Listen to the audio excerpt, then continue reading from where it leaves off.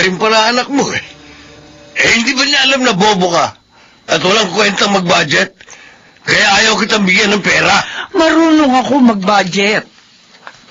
Ayaw mo lang ako pagkatiwalaan. Para kasi sa'yo, ikaw lang ang tama.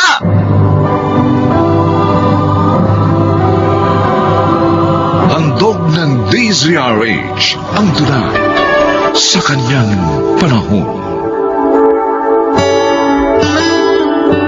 May mga pagtitiis na walang kabuluhan. Paano nga ba ito mawawakasan? Mga kaibigan, narito't ating pakinggan ang naging karanasan ni Glenda sa ating dulang sa kanyang panahon. Bakit naman kailangan lumayo pa kayo sa amin, Nay? Oo nga naman, Nay. Malayo pong Maynila dito sa Bulacan. Hindi namin kayo kagad na masasakluluhan kapag may nangyari sa inyo. Kaya naman mga anak, oo. Kung magsalita kayo, para bang mayroong masamang mangyayari sa akin. Tatapatin na po namin kayo. Wala po kaming tiwala kay Mang Daniel. Uy, bakit naman? Nakita niyo naman, maayos siya nagpupunta rito. Una po, dahil sa Facebook niyo lang siya nakilala. Pangalawa, live-in lang ang gusto niyang gawin sa inyo. Eh, biyudo naman siya. Eh, kami nga ho ni Kuya Nardo, pinakasal niyo sa naging asawa namin eh. Oo nga, tama si Risa. At saka gusto pa ng lalaking yon na ilayo kayo sa amin. Mga anak, kasi nga, naroon ang bahay niya sa Pasay. Oh. Maging ang kanyang trabaho. Kasama niya naman doon ang mga anak niya.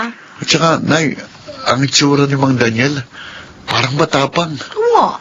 Malay nyo, ganun din ang ugali niya. Tapos, ganun din ang mga anak niya. Oh. Huwag naman sana kayo manghatol agad. Hindi sa ano. At saka matanda na kami ni Daniel. Alam na namin ang papasukin namin. Kaya hayaan niyo na lamang kami. Total, may mga pamilya na kayo. Hayaan niyo naman magkaroon din ako ng kasama uli sa buhay.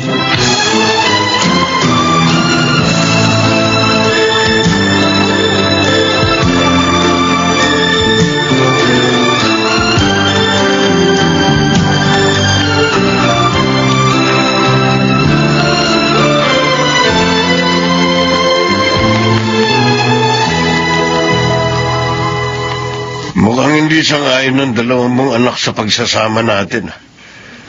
Hindi sila ngumingiti ng paalis na tayo. Siguro nag-aalala lamang sila. Kasi malayo ako. Ang arte naman nila. Hindi na sila mga bata para bantayan mo. Iniisip lamang nila mahihirapan silang dalawin ako. Kahit hindi ka nila dalawin, kaya natin mabuhay. Kaya huwag nilang pairalin ang baluktot nilang katuwiran. Tama na nga, huwag na nga natin silang pag-usapan. Umiinit ang ulo mo eh. Daniel, may gusto sana ako itanong tungkol sa mga anak mo. Ano yun? Dito rin ba nakatira sa bahay ang 4 na anak mong may asawa na? Oo. Pero may kanya-kanya naman tayong kwarto eh. Kaya walang problema. Ha? Bakit hindi sila bumukod? May asawa na sila. Buti na rin yun. Dahil lagi nila ako nabibigyan ng pera kada sahod. Nagbibigay sa akin ng mga yan. Kaya kahit hindi ako magtrabaho, ayos lang. Sila na rin ang sumasagot ng tubig, ilaw. Kaya wala tayong poproblemahin.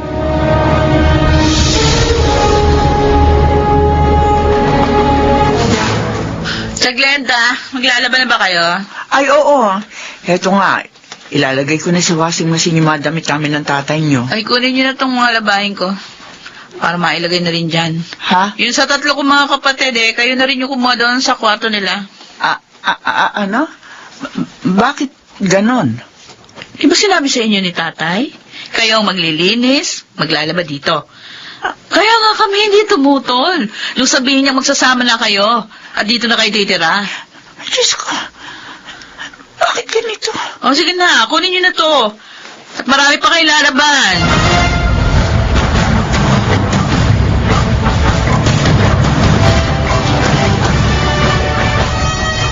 Lisa, na-video call mo ba si inay kanina?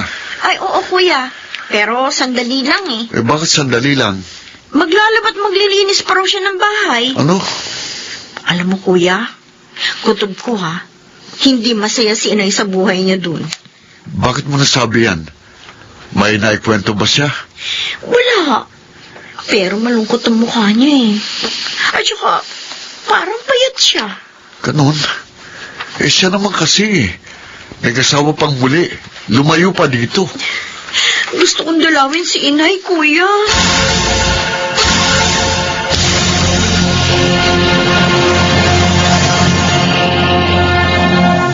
Magsunog ang sinaing. Naku, pasensya ka na sana, Daniel. Nakalimutan ko eh. Ang dami ko kasing ginagawa, naglalaba habang nagsasaing. Napakatanga mo naman. Parang kang walang pinagkatandaan eh. Daniel! Sakit mo naman magsalita. Nasasaktan ka eh, totoo naman. Ang tandaan mo na sunugan ka pa ng sinaing. Siguro kaya namatay agad ang asawa mo dahil sa konsumisyon sa katangaan mo eh. Sobra ka naman. Hindi ko naman sinadya yun. Ang dami mo nang sinabi. Kasalanan ko pa ngayon. Palibhasa, hindi ikaw ang bumibili ng bigas. Kaya wala kang ingat.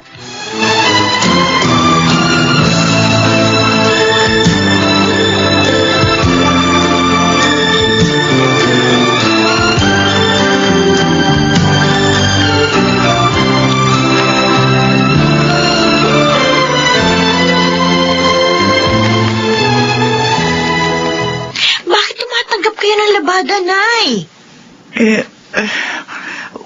Wala kasi akong pera, anak eh. Wala akong pambili ng mga kailangan ko. Sa Bulacan, hindi namin kayo pinaglalaban ni Kuya Nardo. Pero iba na ngayon, anak. May pamilya na ako. Bakit? Hindi ba kayo binibigyan ng pera ng kinakasama ninyo? Lisa, Oh, ba't kayo umiiyak? Sinasaktan ba kayo ng lalaking yun? wala siyang ibinibigay. Siya ang namimili ng lahat ng kailangan namin dito. Kaya wala ako nahahawakang pera. Kahit para sa sarili ko. Sabi ko na nga ba eh, hindi magandang buhay niyo dito eh. Ay. Ano yung sinasabi mo? Sinasaktan ng tatay ko nanay mo, ha? Siya yung madrama. Iyakin pa. Sana, Tessie, hayaan mo kami mag-usap ng nanay ko. Eh baka kung ano-anong masasamang sabihin niya laban sa amin. Wala naman ako sinasabing ganon, Tessie. Inay, ayusin niyo na po ang lahat ng gamit ninyo. Sumama na kayo sa akin. Umuwi na tayo sa Bulacan.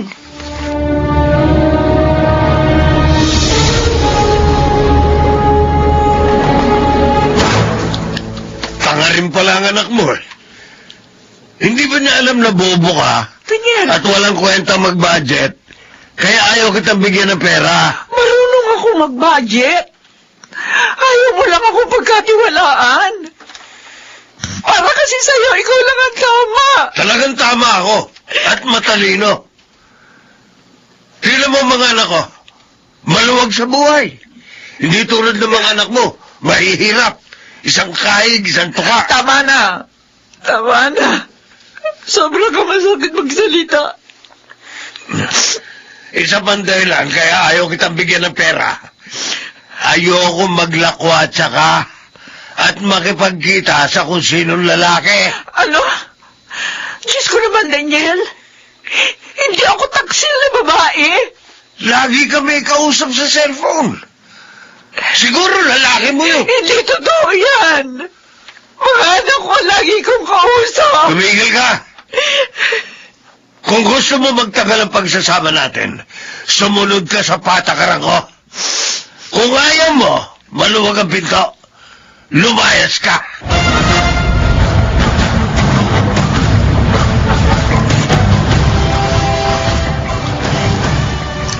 Hindi ko na makakaya mga ginagawa ni Daniel. Hirap na ako sa pagtitiis sa ugali niya. Hindi nga niya ako sinasaktan ng pisikal. Pero dinudurog naman niya ang damdamin ko. Nilalait ang pagkatao ko. Pinaghihinalaan pa ako ng taksil. Nakakahiya sa mga anak ko. Nagkamali ako sa pakikisama sa lalaking ito. Kailangan tapusin ko na ang walang kabuluhang pagtitiis ko.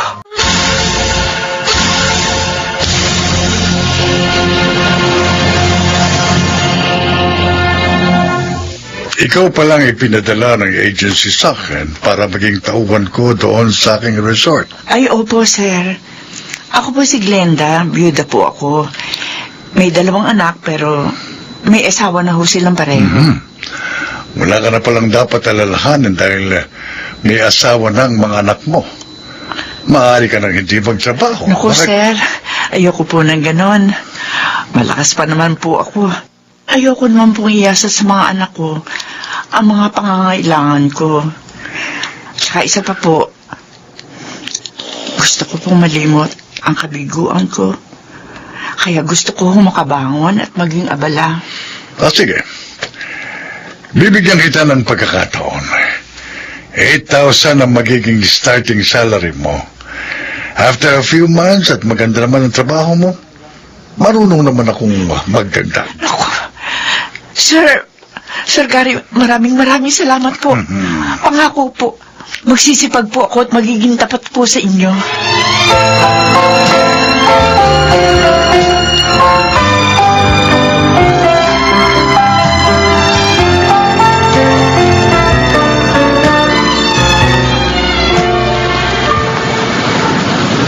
Ang ganda dito sa resort na pinagtatrabahuhan nyo, Nay. Oo nga, Nay.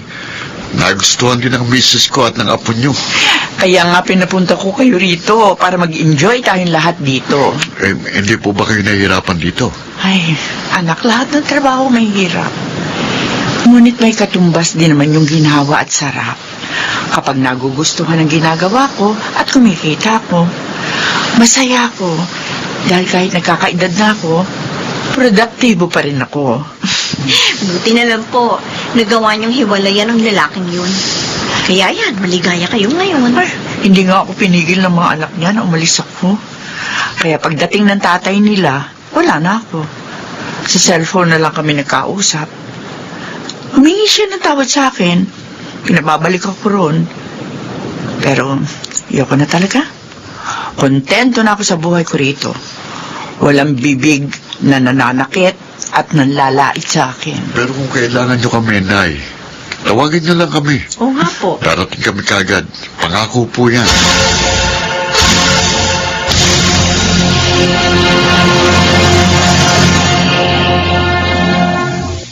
Ang bibig ay dapat na gamitin sa pagpupuri at pagsasalita ng mabuti. Hindi sa panlalait at pananakit ng damdamin upang maging matiwasay ang buhay sa kanyang panahon.